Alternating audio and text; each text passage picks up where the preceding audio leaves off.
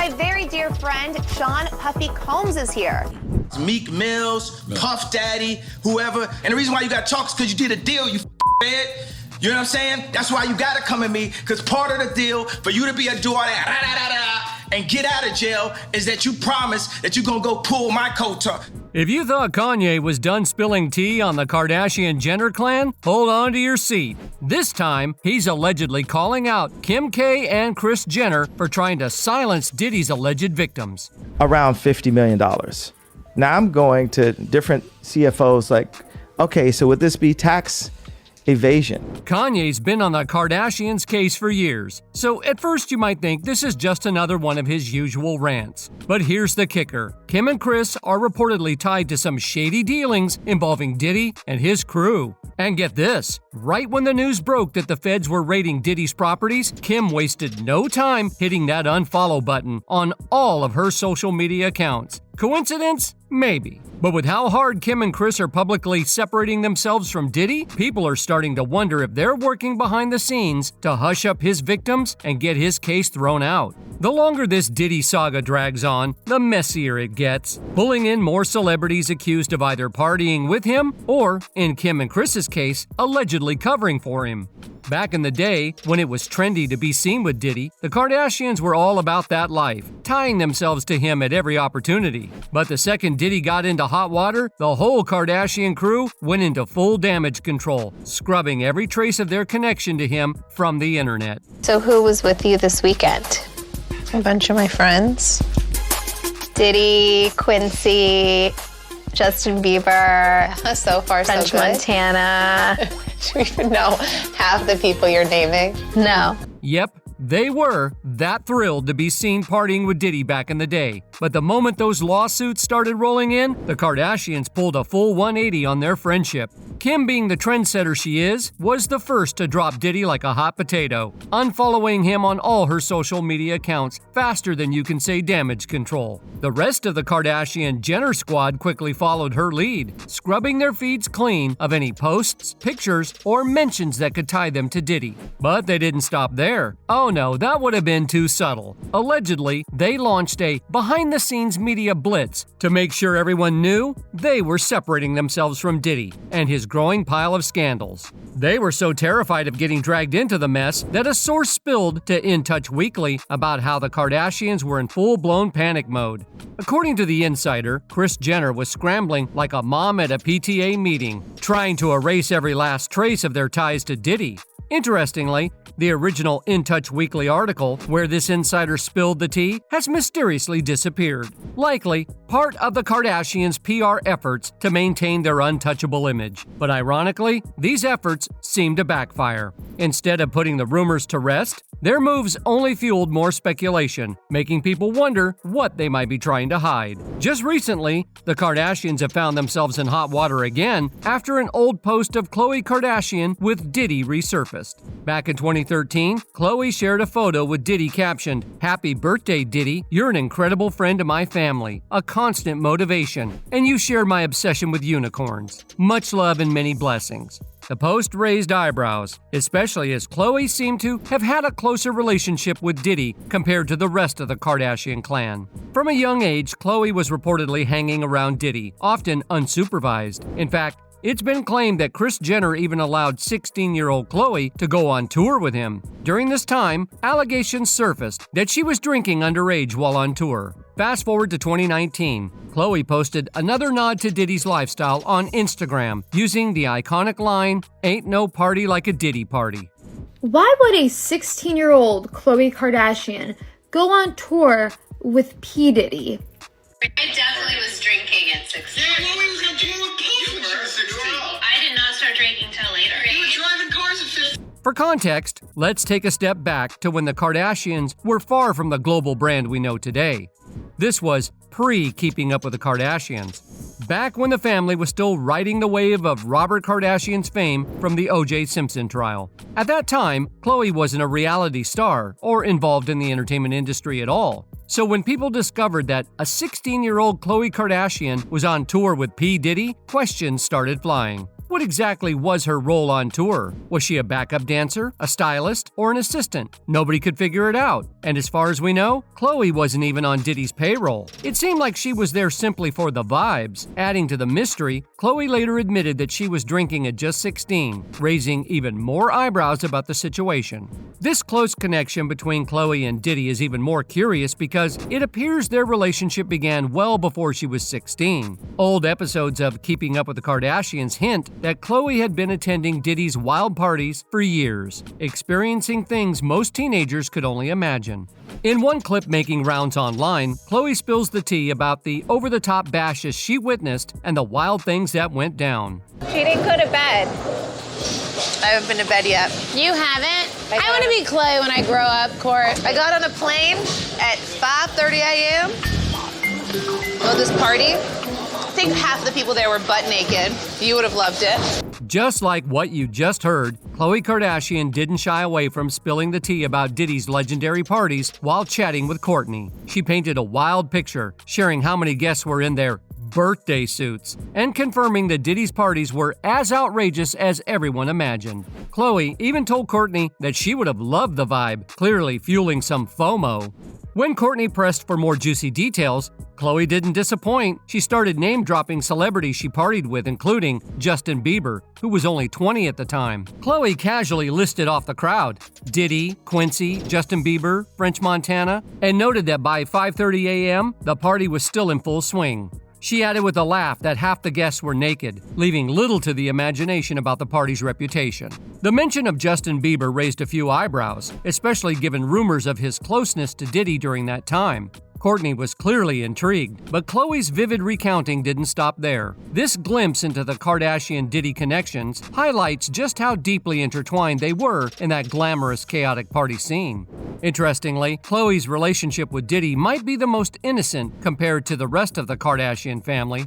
For instance, Kim Kardashian's early appearances at Diddy's parties date back to her days as Paris Hilton's stylist. By 2008, Kim was frequently photographed with Diddy at A-list events, and soon, the entire Kardashian clan became regulars at these elite gatherings. In fact, in 2009, Khloe Kardashian was spotted at one of Diddy's infamous white parties at his Beverly Hills mansion. The following year, in 2010, Kim and Kourtney joined Diddy again, this time at Andre Harrell's birthday party. These appearances became a regular thing for the Kardashians as they quickly realized how important it was for their social status to be seen with the entertainment mogul. Given how calculated their public lives are, it was clear that their appearances at Diddy's events weren't just random, they were planned. And speaking of planning, we can't forget about the mastermind behind the Kardashian brand, Kris Jenner. Kris has been close with Diddy for years, and she was meticulous about placing her daughters in the same circles as him. During her time hosting the Kris Jenner show, she invited Diddy as a guest, and the two exchanged playful flirtations. Diddy even jokingly told Kris that he had a crush on her for years. At first, people thought it was just friendly banter, but as Diddy's legal issues began to surface, the public started to look at their relationship a little more critically. In 2012, Kris posted a picture of herself with Diddy looking cozy, which only fueled the speculation about their relationship. So why do you care to go to this? Because I was invited and I think it would be fun. When are you going to act your own age? It's like rap crew, like Rick Ross and Diddy. Do you think this is like your crowd? I know a thing or two about rap music. Who is the boss? Me. As you all know, Kris Jenner has played a major role in shaping the Kardashian brand, including some of their most viral moments. The one that started it all? Kim's infamous adult tape with Ray J. While many believed it was a leaked scandal, rumors suggested it wasn't a leak at all. In fact, Kris allegedly orchestrated the whole thing. Sources claim that Kris personally selected Ray J for the job and even had them sign a contract to make it official. As if that wasn't enough, Kris reportedly made sure to film multiple versions of the tape and chose the one with the best angles for Kim. Can you imagine being in a position where you're choosing which of your daughter's intimate moments should be made public? But according to insiders, Kris didn't do it alone. She allegedly had some help from none other than her good friend Diddy. Sources suggest that Diddy advised Kris on which clips were the most flattering and helped her go over the details of the contract. This connection between Kris and Diddy seems to run deeper than just business, especially when you consider Kanye West's infamous rants over the years about the shady dealings in the Kardashian family. At the time, many shrugged him off as simply being problematic, but in hindsight, his comments now make more sense. Can't control me. You get what I'm saying? They can control Shaq. They can control Charles Barkley. They can control LeBron James. They can control Jay-Z and Beyonce. But not you, man. But they can't control me. Not You see, it you. ain't no name I won't name. It's up. Kanye has often shared frustrations about his relationship with the Kardashians, especially when it came to family dynamics. He once spoke about his experience at Christmas, where he felt his side of the family was being pushed aside. Despite having family flown in to support him, he was hurt when it was decided that there wasn't enough room at Kourtney's house for them to spend the morning together. There was no man with a voice in that family, Kanye said, revealing some of the tensions he felt. But things started to click more recently as people began drawing connections between Diddy and the Kardashians, and suddenly Kanye's rants seemed more believable. Adding to the mystery, there have been rumors swirling that Kris's boyfriend, Cory Gamble, used to work for Diddy. Allegedly, he may have even been involved in some questionable activities, like helping clean up after Kim's death. Some have even suggested that Diddy may have hired Cory to remove anything that might tie him to Kim's passing. Photos from Kim's house on that fateful day recently went viral again, sparking speculation that Cory was possibly there even before the police arrived. How am I just now finding out that not only was Cory Gamble extremely close to Kim Porter and Diddy, he was there. He was there when the coroners arrived to Kim Porter's house. It might not be that far-fetched to think that Cory could have been involved, especially considering his past associations with celebrity scandals. Kanye himself directly accused Cory of working with the Kardashians to harm him, calling him out on a tweet that read, "God has a plan to remove the godless Cory." Kanye even went so far as to say that Cory was a nice person, but not a great one, adding that he had been around Diddy's family before, moving on to Justin Bieber, and then sliding into Kris's life after her divorce. Additionally, remember that time when Cory Gamble stirred up quite the controversy by sharing his views on disciplining children? One particular incident that sent shockwaves through social media involved Kourtney Kardashian and Scott Disick's daughter, Penelope. In a candid exchange, Cory made it clear that if Penelope were to scratch him, he wouldn't hesitate to administer a spanking, stating, I'm sorry, but if he scratched me for no reason, I'm whipping her ass, and I'll explain to y'all later. What? I would whip her ass. You would whoop Penelope's ass if she scratched you? I would give her a spanking for sure. My daughter? What are you talking about? Scratch me You in my would whoop face. my daughter's ass if she touched you? No, scratch me. You would whip my daughter's ass. This bold declaration sparked a whirlwind of reactions. While some rushed to Cory Gamble's defense, suggesting that Kourtney and Scott's children might indeed pose challenges, Scott Disick himself stepped in to set the record straight. He clarified that regardless of Penelope's behavior, Cory had crossed a line by insinuating that he had the authority to discipline someone else's children. It's truly mind-boggling to witness Cory Gamble's audacious behavior, as if he's some kind of authority figure within Scott and Kourtney's family dynamic. It's almost as shocking as the spectacle of Harley Pasternak threatening to have Kanye West institutionalized. But what's even more astounding is that this incident wasn't an isolated one. There have been murmurs among fans about Cory's alleged fixation on Kylie Jenner, with reports of him giving her lingering looks on multiple occasions. But Kanye was on to Cory long before these incidents came to light. Back in 2019, he publicly called out Cory for his shady demeanor and his reluctance to introduce his own family to the Kardashian-Jenner clan. In fact, Kanye didn't mince words. He texted Cory something rather blunt, expressing his discomfort with the situation. Kanye texted Cory something really rude. Kanye was like, I think it's weird, like we've never met his family. That's weird. I mean, of course, we've all felt that way. On top of that, there's another suspicious link between Diddy and the Kardashians that involves Lou Taylor. Lou, the owner of a Hollywood talent management company, has a close relationship with both Diddy and Kris. Allegedly, Lou and her husband sometimes collaborate with shady business dealings, even going as far as fabricating mental illnesses for certain celebrities. The goal? To get them medicated and declared unfit to manage their own finances. This in turn would allow Lou to convince the court and financial institutions to give her control over these celebrities' money, all while managing their careers. This wasn't just a rumor. This is exactly what happened with Britney Spears, who was placed under a conservatorship for over a decade. There's talk that the Kardashians might have had a stake in this scheme, as they reportedly made a cool $600 million off of Britney's hard-earned cash. Now here's where Kanye comes into play. Allegedly, Lou and the Kardashians had their sights set on Kanye's fortune, plotting to make him appear insane so they could place him under a conservatorship and control his money too.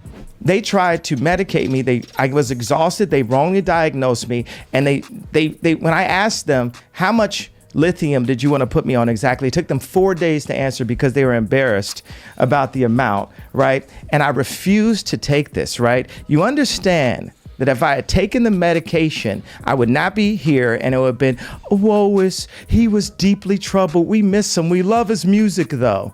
If you all remember back in 2020, Kanye went on a massive rant on the internet accusing Kim and her family of trying to have him institutionalized and take his kids away from him.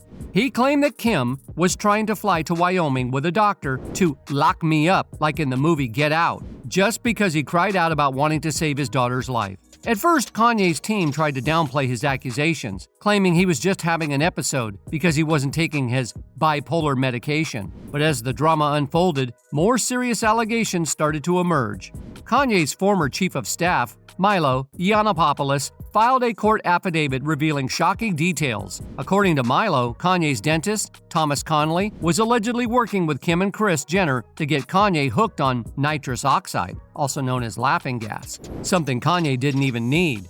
The idea was that by getting Kanye addicted to this illegal substance, they could diminish his mental faculties, which would then allow them to control him and access his money.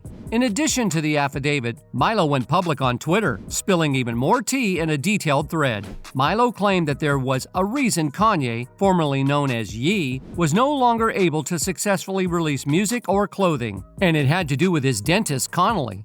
According to Milo, Connolly had a plan to make Kanye dependent on nitrous oxide to weaken him mentally, so that Connolly and his business associates could extract millions from him. Milo also spoke out about how he uncovered the fraud and had to intervene. He claimed that Kanye, hooked on nitrous, ended their relationship by making a move that he knew would force Milo to step away. Milo didn't stop there. He even went after Connolly, calling him a dangerous predator who targets African-American celebrities, implying that Connolly had also worked with others like rapper Lil Yachty to exploit them. What made this all even worse was the revelation that Kim and Kris Jenner were allegedly close with Connolly, and that they were benefiting from the whole arrangement. It seemed like they had their hands in more than just Kanye's finances. They were possibly involved in orchestrating this whole plan. Kanye later spoke about how the medication he was put on destroyed his confidence and made him feel like the shell of who he truly was. He even recalled how, when he went on TMZ and made the controversial statement, "Slavery is a choice," he was medicated for it. According to Kanye, the medication wasn't just about his bipolar disorder. It was about silencing his voice and diminishing his creativity. He said, "They told me I was bipolar," but he believes the real issue was that they were trying to control his mind, his ideas, and ultimately, his fortune. Now, let's get into the shady dealings that might have been going on behind the scenes. You might wonder, where could they possibly be hiding all this illegal money? Clearly, they can't just stash it at the bank, and hiding it around the house is risky. Well, here's where things get even messier. Kris Jenner's supposed church enters the picture. Yes, you heard that right. Kris Jenner has a church called the California Community Church. And the members? Oh, they're some of the top Hollywood elites, including people like Lou Taylor, Thomas Connolly, and other big names. But here's the kicker. Word on the street is that this church isn't just a place for worship. It's allegedly acting as a front for money laundering. The Kardashian family, along with their affiliates, reportedly use it to funnel funds that they don't want the government to know about. And if you thought that was wild, buckle up. Rumor has it that Diddy is a patron of this very church. He used to donate huge sums of money to it, but not just for the church's development. A large chunk of those donations supposedly went to paying off victims, silencing them, or even paying Diddy's enforcers who threatened those victims who refused to take the hush money. At Hillsong Church Home, Are they the same church? I thought that he left Hillsong to do Church Home, or did Church Home or Hillsong just rebrand as another cult, Church Home? Apparently they're paying off Diddy victims from that slash fund. Bieber might be funding that for them right now. That's so interesting. Now, some might think this is all just a bunch of wild conspiracy theories, but could there be some truth to it? Or maybe Kanye is just spiraling off his meds again? I want to hear what you think. Do you believe Kanye might be onto something here? Or is this just another episode of the Kardashian chaos? Drop your thoughts in the comments below, and don't forget to stick around for more juicy updates like this.